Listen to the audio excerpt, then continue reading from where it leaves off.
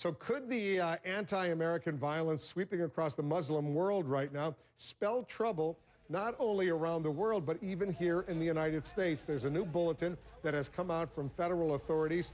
Our crime and justice correspondent, Joe Johns, is here. He's working this part of the story. I read that bulletin.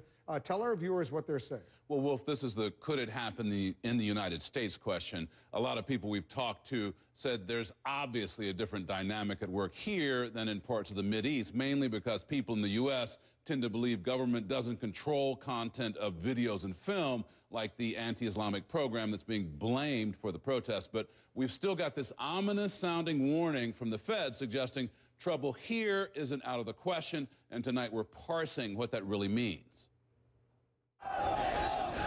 As protests spread in the Middle East and beyond, this joint intelligence bulletin from Homeland Security and the FBI basically describes worst-case scenarios here at home.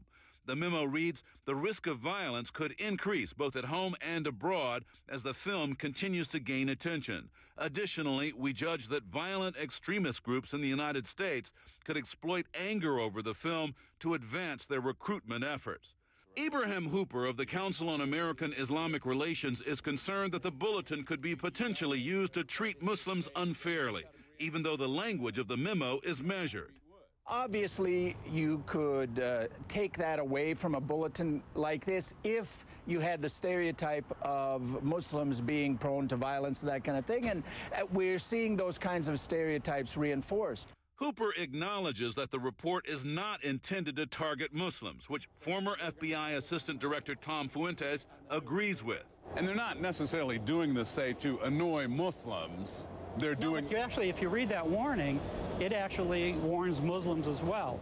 But even Fuentes questions the usefulness of such bulletins. It's strictly a CYA, cover your backside.